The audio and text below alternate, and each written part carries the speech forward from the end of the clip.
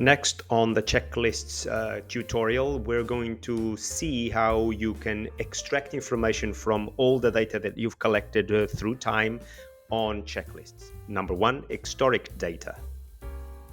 So for historic data, you know that you have linked checklists to work orders, and work orders are really the foundation, the building blocks of how we record and keep information in common CMMS. So to look at historic data means looking at work orders.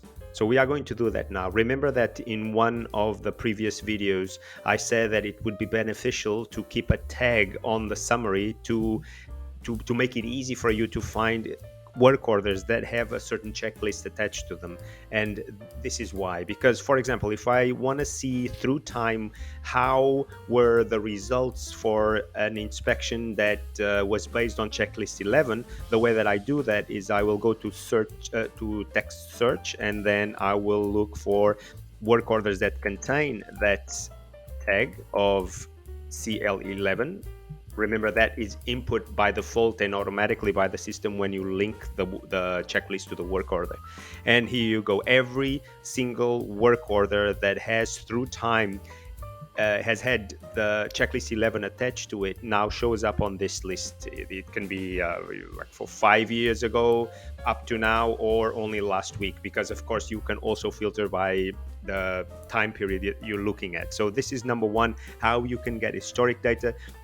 It jumps out on this list. It jumps out the ones that have issues, because you'll have them here labeled in red, and then you can see the ones that have not been completed. You can see the ones that have been partially completed, and the ones that are complete. All the checks have been made, because you've got 100% bar here and the work order is closed. So you know what has happened, how many checks you have done, how of what was the compliance rate of those checks. Number two, reports. The other thing that is very useful with checklists is to head the results of the inspections to recurring reports. But of course, you can start with the recurring reports, but you can also create custom reports. Like if I'm the maintenance manager, I'm sitting down at my desk right now, and I want to see what the result of the checklist inspection for a certain system has been today. So I'll start with that. I'll start with the manual extraction of checklist information that you can do it in this screen here. So you can go inside this work order 792 and see what the results were. We can see here that this has not been filled in yet, but you see what I mean. So you can go inside this work order, or perhaps you have some complexity on the checklists that you are looking at, and also you want to have everything that is that pertains to a certain checklist after it has been filled in. You like opened up and you can see the pictures, for example, within one screen. So to do that, you use reports and statistics in CMMS, and specifically to achieve that in CMMS, so what I've just described, I want to see what has happened today for checklist 11. Let's use that example again. I would go and create a new report. This report, you will follow this same procedure if you want to create a scheduled report, but at this moment I'm just going to create not a custom, but an instant report. So it's the report right now. So we want to see for 11, checklist 11. So you click here and you edit. So we're just going to look at that. And we know that there's one that is on the list, we know already. So I'll create a custom report. And then when you do that, you see the output.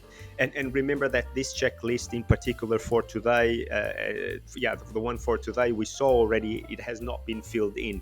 But I just wanted to show you that you will see the results. If it had been filled in, you would see the results, you'll see the pictures, everything in one page. So this is how you create a manual report.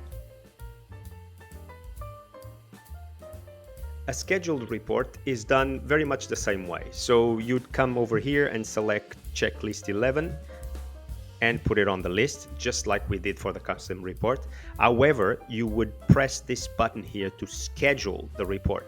So for example, for that checklist 11 that we do every day, we want to send that report out to all users, and mind you that these users may or may not be part of the CMMS user list. So you can send information out to external users, though everyone will get an email with a link, very much like what Dropbox does when you want to share a file with someone that doesn't have to log in to get that file. So it's a secret link. When you click on it, you will get the report, the same type of report that I've showed you done custom and manually before, but this time the system will create a trigger and will prepare a hidden link, a secret link to the report that comes out. That report comes out with the schedule that you set here. So this page here for notification is where you add the external recipient list or the system users. You can also send that to user group, so everybody inside a user group. And then this is where you schedule for a daily report, for example, would say, okay, I want to look at the previous 24 hours. So for checklist 11, that is attached to a work order that also is scheduled to come out every 24 hours. This will be included in that report. And you would see something very similar to this. Again, I'll show you, I already did. But basically, you get that email and then you can come over here and look at the same thing. So this is how you collect information from checklists once you have started using them on your day-to-day routine.